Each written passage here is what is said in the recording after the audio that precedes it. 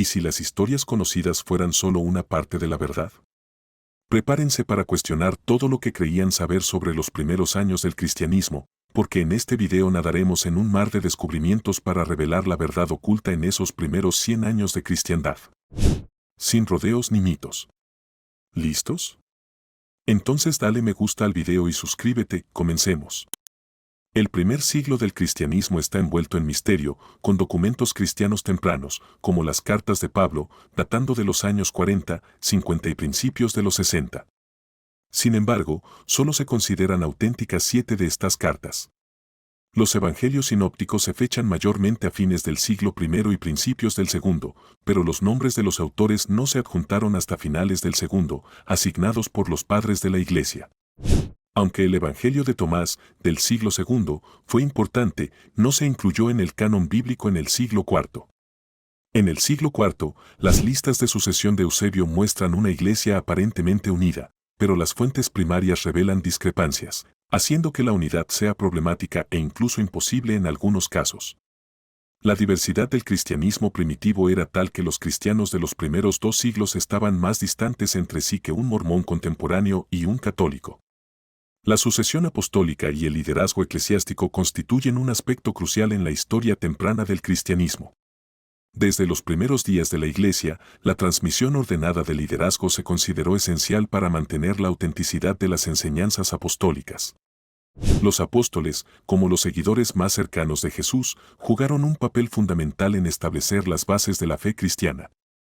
La sucesión apostólica se llevó a cabo a través de la imposición de manos, donde un apóstol designaba a un sucesor. Este proceso continuó a medida que los obispos sucesivos asumieron roles de liderazgo. El reconocimiento de la sucesión apostólica proporcionó continuidad a las enseñanzas y la autoridad en la Iglesia primitiva. No obstante, este proceso no estuvo exento de desafíos y tensiones. Durante los primeros siglos, algunas comunidades cristianas interpretaron la sucesión apostólica de manera selectiva para respaldar sus propias doctrinas. Estas interpretaciones sesgadas a veces llevaron a disputas y divisiones dentro de la Iglesia. La política y las luchas de poder también influyeron en la transmisión del liderazgo, dando lugar a posibles manipulaciones. Algunas controversias surgieron en torno a la validez de ciertas líneas de sucesión apostólica, lo que llevó a debates sobre la autenticidad y la legitimidad de algunos líderes eclesiásticos. En los primeros siglos del cristianismo surgieron diversas sectas con interpretaciones teológicas y prácticas propias. Los gnósticos, destacados por su énfasis en el conocimiento espiritual para la salvación, desafiaron la ortodoxia al afirmar que solo unos pocos tenían un conocimiento revelado especial. Los ebionitas, con fuertes lazos judíos, adoptaron un enfoque práctico de la fe, aunque sus creencias, como la negación de la virginidad de María, generaron tensiones con el cristianismo principal. En el siglo II, los montañistas surgieron proclamando nuevas revelaciones proféticas y enfatizando un cristianismo más ascético. Aunque inicialmente aceptados, fueron posteriormente considerados herejes por la Iglesia ortodoxa.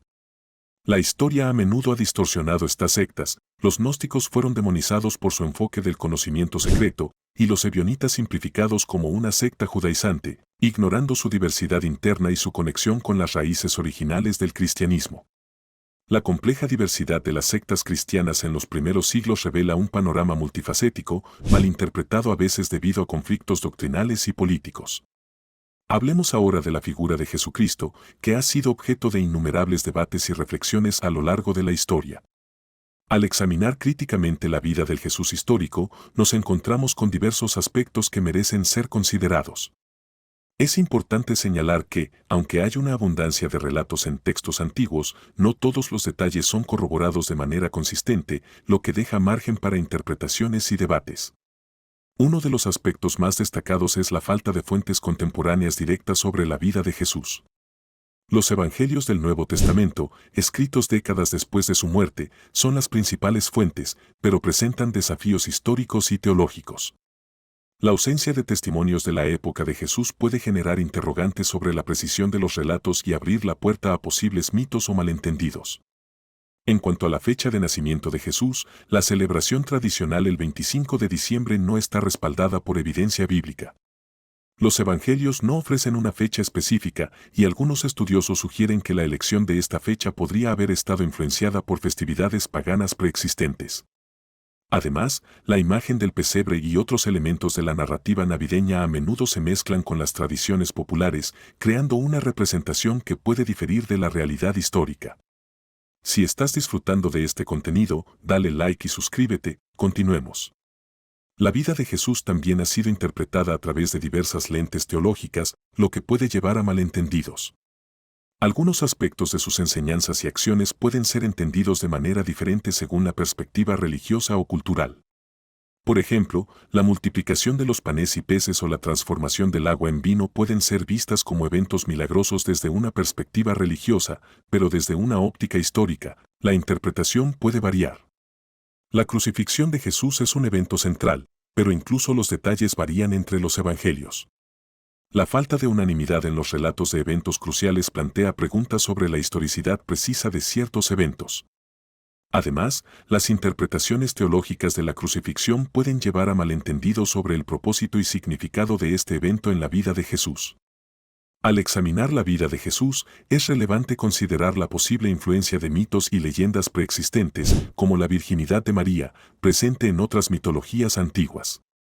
Esta perspectiva no desacredita a Jesús, pero destaca la complejidad de separar historia e interpretación religiosa.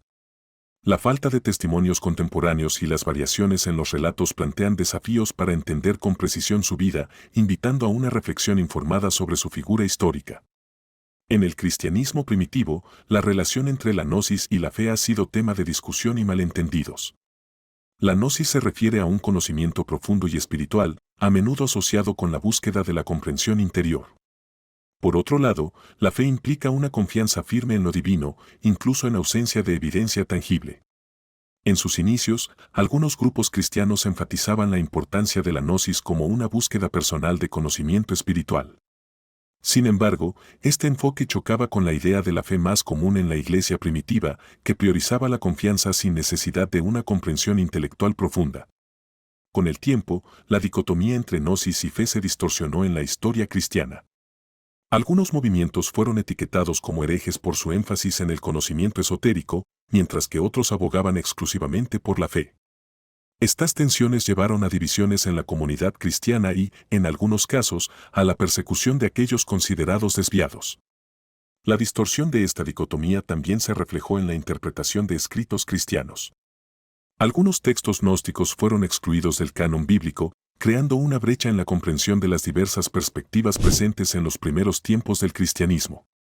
En la actualidad, la relación entre gnosis y fe sigue siendo un tema complejo en el cristianismo.